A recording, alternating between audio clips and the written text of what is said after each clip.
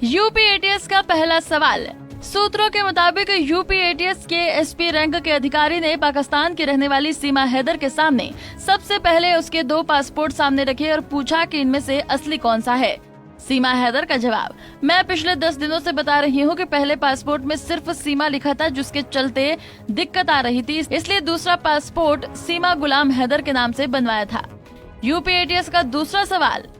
सूत्रों के मुताबिक एटीएस के अधिकारी ने फिर सीमा हैदर से पूछा कि क्या तुम्हारे भाई और चाचा जो पाकिस्तान आर्मी में हैं, उन्होंने तुम्हें यहाँ भेजा है या फिर आईएसआई ने भारत जाने के लिए कहा है।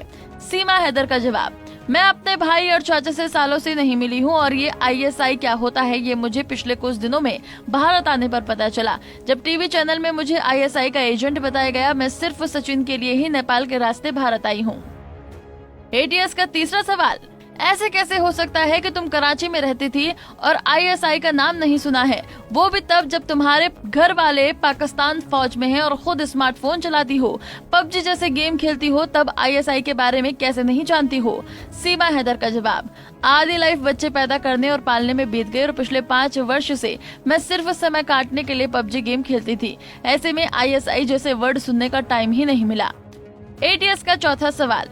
सूत्रों के मुताबिक एटीएस अधिकारी, वर्ड सुनने का टाइम नहीं मिला, इंग्लिश तो बहुत अच्छी है, कहाँ और कब सीखी, बल्कि तुम तो सिर्फ 5वीं तक पढ़ी हो। सीमा हैदर, मैंने जो भी सीखा है वो 2019 के बाद ही सीखा है। जब से पबजी खेलना शुरू किया था, इसमें पढ़े लिखे लड़कों के साथ खेलती थी तो उन्हीं से बातों बातों में सीख लिया। यूपी एटीएस का 5वां सवाल। एटीएस के अधिकारी ने सीमा से पूछा कि तुम अपनी भाषा जो उर्दू, अरबी, सिंधी हो सकती है वो तो नहीं, लेकिन हिंदी व अंग्रेजी बड़े अच्छे तरीके से बोल रही हो, इसकी ट्रेनिंग किसने दी तुम्हें? क्या तुमसे ये कहा गया था कि वहाँ शुद्ध हिंदी में बात करना ताकि भारत के लोगों से जल्द घुल मिल जाओ? हमने सुना है कि शरण, अनर्थ जैसे शब्द बिल्कुल शुद्ध तरीके से बोलती हो। सीमा का जवाब, मुझे किसी ने नहीं सिखाया है। कई बार कह चुकी हूँ कि मैं सिर्फ अपनी मोहब्बत के लिए यहाँ आई हूँ, ना ही किसी ने मुझे ट्रेनिंग दी है और ना ही किसी ने भेजा है। सचिन से बात करते करते मैं हिंदी सीखी हूँ।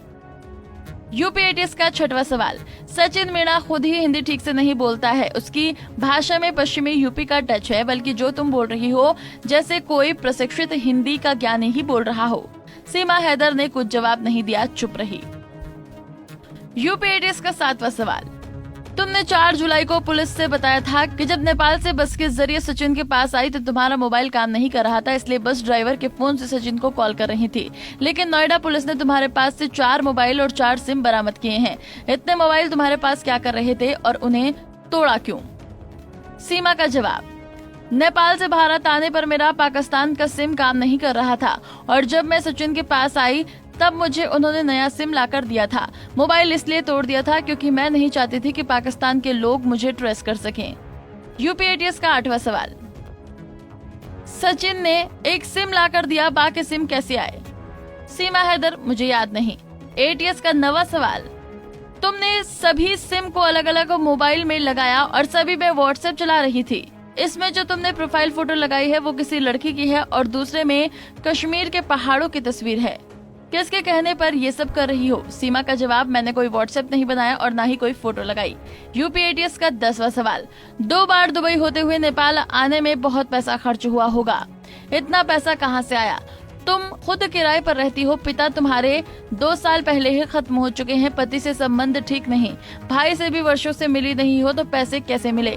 अगर किसी ने तुम्हारी मदद की है तो सच बता दो, हम लोग ना ही तुम्हें पाकिस्तान भेजेंगे और ना ही जेल, कोशिश करेंगे कि भारतीय नागरिकता दिलवा दें।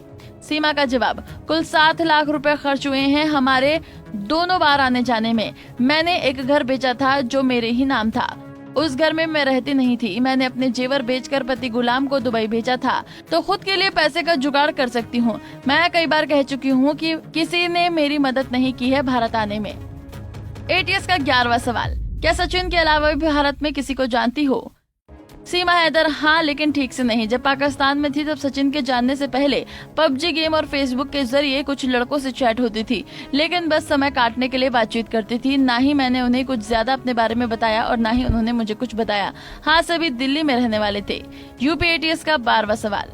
तुमने अपने जिंदगी में क्या क्या कर लिया है, तुम्हारी असल उम्र क्या है। तुम 27 साल बताती हो। जब 2014 में तुम्हारी गुलाम से शादी हुई थी तब तुम्हारी उम्र 20 वर्ष थी, यानी कि अभी 29 साल होनी चाहिए।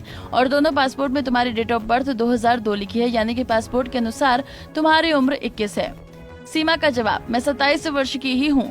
पासपोर्ट में कुछ गड़बड़ हो गया होगा, वहाँ हर जगह पैसा चलता है, न दो तो कुछ न कुछ गलत कर ही देते हैं। गुलाम से शादी जल्दबाजी में हुई थी तो शायद लिखने में कुछ गलती हो गई होगी।